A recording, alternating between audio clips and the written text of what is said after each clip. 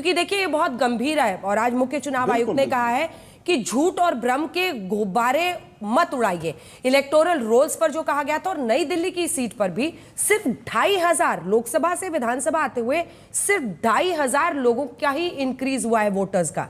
हर साल उनका electoral roll पर जवाब है कि हर साल 1 जनवरी को सर्वे किया जाता है जो अक्टूबर में शुरू होता है। ड्राफ्ट रोल की जो फ्री कॉपी है वो 2-2 की जाती है और कहा जाता है कि नए वोटर्स बनेंगे, कुछ हटेंगे, हर जानकारी आपको देंगे। हर गांव में ड्राफ्ट रोल और ऑब्जेक्शन की कॉपी दी जाती है। डिलीशन पर्सनल हियरिंग के बगैर नहीं हो सकता है। अगर 2% से ज्यादा हुआ तो पोलिंग बूथ पर अफसर खुद जाकर चेक करता है। ऐसे में क्या ये भ्रम फैलाना नहीं है कि 5 लाख अगर आवेदन आ गए हैं तो उसकी तो चेकिंग होगी, स्क्रूटनी होगी ना। ऐसे थोड़ी किसी को जोड़ या हटा दिया जाएगा। मनीष जी। बिल्कुल, हम भी चाहते हैं स्क्रूटनी हो। हम कब कह रहे हैं कि स्क्रूटनी नहीं होनी चाहिए? हम कह रहे हैं कि लेकिन स्क्रूटनी हो और एक एक आदमी के नाम पर जब ये एप्लीकेशंस फाइल की जा रही हैं कि साहब 1,000 वोट ये रहे, ये काट दीजिए, 500 वोट ये रहे, ये काट दीजिए, और कुल मिला के 8-8, 10-10 हजार, 11-11 हजार तक वोट्स के काटने के एप्लीकेशन भारतीय जनता पार्टी के लेटर हेड्स पे दिए जा रहे हैं या ऐसे लोगों के द्वारा दिए जा रहे हैं जो उन पदों पर रहते ही नहीं, जो नॉन एग्जिस्टेंट लोग हैं, उनकी कंप्लेंट्स पर अगर वोट काटने की प्रोसेस शुरू की जा रही हैं तो क्वेश्चन उठना लाजमी है। तो अगर चुनाव आयोग पारदर्शी है और जिम्मेदार है और जवाबदेह है, हम भी मानते हैं, लेकिन उस जवाबदेही और जिम्मेदारी में यह भी जिम्मेदारी तय करे कि चुनाव आयोग में अगर किसी ऐसे नाम से एप्लीकेशन फाइल हुई जो व्यक्ति उन पदों पर रहता ही नहीं है और कह रहा है इन 1,000 लोगों की वोट काट दीजिए, तो चुनाव आयोग को मिसलीड करने वाले उस आदमी के खिलाफ चुनाव आयोग ने क्या कार्रवाई की? कौन है वो आदमी? और जब हमारे सांसद, राज्यसभा के सांसद जाते हैं, 1 मिनट, चुनाव आयोग से पूछने जाते हैं कि ये आदमी कौन है, जिन लोगों ने एप्लीकेशंस हजारों लोगों की वोट कटवाने की डलवाई हैं, वो लोग हैं कौन, उनके पते बताइए वो लोग। तो चुनाव आयोग कहता है ये ट्रांसपेरेंसी नहीं है जी, इसमें ट्रांसपेरेंसी नहीं है। प्रेस कॉन्फ्रेंस में कहेंगे चुनाव आयोग पारदर्शी संस्था है। जब एक राज्यसभा का सांसद जाके पूछेगा कि ये हजार वोट कटवाने वाले की एप्लीकेशन डालने वाले लोग कौन है, उनका आता पता तो बता दीजिए भाई, कौन लोग हैं ये महान लोग जिनको पता है कि 1000 लोगों के वोट कट जाने चाहिए। वो कहते हैं नहीं ये ट्रांसपेरेंसी नहीं है, इसमें ट्रांसपेरेंसी नहीं चलेगी। तो कहीं की ट्रांसपेरेंसी है? फिर कागज पेपर ट्रांसपेरेंसी है फिर तो। हाँ ठीक है, उन एप्लीकेशंस की स्क्रूटनी तो होगी ना। जो बीएलए है, बीएलओ है, उन सबके रजामंदी के बिना तो ना किसी का नाम जोड़ा जाता है ना हटाया जाता है। ये बात तो है ना। स्क्रूटनी भी होनी चाहिए। हाँ। स्क्रूटनी भी होनी चाहिए, लेकिन उससे पहले ट्रांसपेरेंसी होनी चाहिए कि नहीं होनी चाहिए। ये कौन लोग हैं? ठीक है, कौन लोग हैं जो 1-1 हजार, 2-2 हजार लोगों की एप्लीकेशन के नाम लिख लिख के डाल रहे हैं और चुनाव आयोग उन पे प्रक्रिया शुरू कर रहा है? फिर नीचे मतलब कोई, आप कह रहे हो प्रेस कॉन्फ्रेंस में कहने से ट्रांसपेरेंसी नहीं आती, आप ट्रांसपेरेंसी रखो ना। क्यों आपके चुनाव अधिकारी मना कर रहे हैं कि हम नहीं बताएंगे कि ये एप्लीकेशन किन लोगों ने डाली? ट्रांसपेरेंसी वहां हवा हो जाती है। प्रेस कॉन्फ्रेंस में जब राष्ट्रीय टीवी पे बोलते हैं, कहते हैं चुनाव आयोग पारदर्शी संस्था है, मान लेंगे पारदर्शी संस्था है, आप ले आइए लिस्ट, डाल दीजिए पब्लिक में।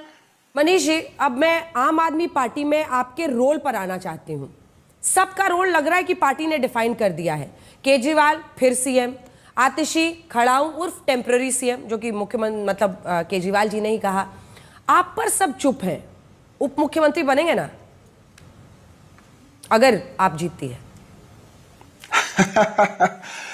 अभी तो मैं एक विधायक बनने के लिए लड़ रहा हूं और अगर मौका मिलेगा तो मैं वापस, मैंने राजनीति में अंजना जी अपने आप को शिक्षा पे काम करने के लिए समर्पित किया है। मेरा ख्वाब है कि दिल्ली के हर बच्चे को शानदार एजुकेशन मिले और मैं अपना पूरा जीवन एजुकेशन पे समर्पित कर चुका हूं। शिक्षा के लिए मुझे जो भी रोल मिलेगा मुझे वो करने में मजा आएगा, मैं करना चाहूंगा। बाकी सब तो साइड की जिम्मेदारियां हैं। मैं जो भी काम मुझे मिलता है मुझे अच्छे से करना आता है, मेहनत करता हूं, काम करता हूं, तो जो भी मुझे मिलेगा। लेकिन मेरी चॉइस आप पूछेंगी, उप मुख्यमंत्री, मंत्री, ये सब चीजें मेरे लिए मायने रखती। मुझे शिक्षा पे काम करना है, मैं शिक्षा पे काम करना चाहता हूं। एक सवाल बार बार पूछा गया और मैंने जिस दौरान आप जेल में थे आपकी पार्टी से के हर नेता से पूछा, और अरविंद केजरीवाल भी जेल गए थे। इसका जवाब मुझे लगता है कि आपको देना चाहिए। आपका इस्तीफा लिया गया, अरविंद केजरीवाल का क्यों नहीं लिया गया? उन्होंने इस्तीफा क्यों नहीं दिया? इसका एक तो आप लॉजिकल एक्सप्लेनेशन दीजिए। मनीष सिसोदिया की क्या गलती थी कि मनीष सिसोदिया को तो इस्तीफा देना पड़ा, लेकिन अरविंद केजरीवाल ने जेल जाने के बाद भी इस्तीफा नहीं दिया था? क्या वजह थी? देखिए, बहुत टेक्निकल सा क्वेश्चन है, क्यों दिया क्यों नहीं दिया। सिंपल सा रीजन है इनका पॉलिटिकल कि भाई उन्होंने मुझे जेल में क्यों डाला। सरकार के काम रुक जाएं। मेरे इस्तीफा देने से सरकार के काम नहीं रुके। उनका मकसद था कि भाई अच्छा चलो मनीष सिसोदिया, सत्येंद्र जैन के इस्तीफा देने से सरकार के काम नहीं रुक रहे तो ठीक है, केजरीवाल जी को गिरफ्तार करके जेल में डाल देते हैं, सरकार ही गिरा देते हैं। इनका मकसद था अरविंद केजरीवाल सरकार को गिराना।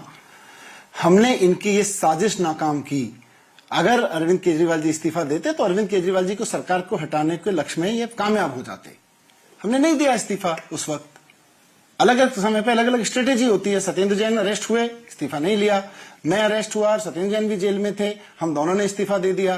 केजरीवाल जी को अगर अरेस्ट होना पड़ा इन सारी साजिशों के बीच में, तो केजरीवाल जी ने इस्तीफा नहीं दिया, क्योंकि ये तो चाहते ही थे कि केजरीवाल जी को अरेस्ट करो और पूरी की पूरी सरकार को भंग कर दो, सरकार खत्म हो जाएगी, सरकार इस्तीफा ले लो, खत्म। तो बीजेपी की एक बहुत बड़ी चाल को हमने नाकाम किया इस्तीफा ना देके। लेकिन ये देखिए ना, मतलब आप पार्टी में नंबर 2 हैं और ये मेरा तीसरा सवाल भी एक दिशा में जा रहा है। आप पार्टी में नंबर 2 है ना, मतलब इतना तो सारी जनता जानती है और संस्थापक सदस्य के समय से है।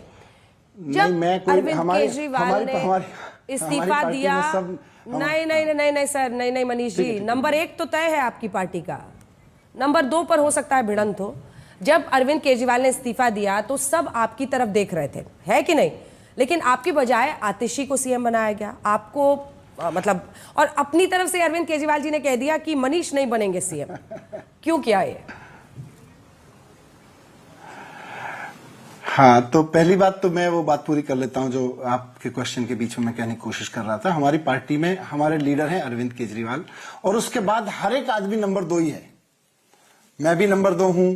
एक कार्यकर्ता जो जंगपुरा में इस समय मेरे साथ सड़क पे चल के मेहनत कर रहा है, मेरा वार्ड प्रभारी है या लोकल प्रभारी है, वो भी नंबर 2 ही है। उससे भी अरविंद केजरीवाल सीधे ही बात करते हैं, उससे सीधे संपर्क में रहते हैं। तो नंबर 1 और नंबर 2 है। नंबर 2 बहुत सारे हैं, नंबर 1 एक ही है।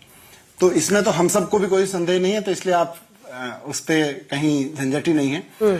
मैंने खुद अरविंद केजरीवाल जी को कहा था जब जेल से निकल के आए कि जब केजरीवाल जी ने अपना प्रस्ताव रखा कि मैं अब इस्तीफा देके जनता के बीच जाना चाहता हूं और जनता मुझे दोबारा मुख्यमंत्री बनाए तो मैं बैठूंगा इस कुर्सी पे, तो मैंने कहा कि मैं भी इसी क्रम पे चलना चाहता हूं कि मैं भी मुख्यमंत्री या मंत्री ना रहूं और मैं भी आपके साथ इस्तीफा देके लोगों के बीच जाऊं और मैं लोगों को कहूं कि भाई अगर आपको लगता है कि मैंने आपके बच्चों के लिए अच्छे स्कूल बनवाए हैं, मैंने आपके बच्चों की पढ़ाई में कुछ योगदान किया है, मुझे वापस चुनिए, केजरीवाल जी को वापस चुनिए, हमारी जोड़ी वापस सरकार में बैठेगी, फिर और अच्छे स्कूल बनाएगी और अच्छे काम करेगी।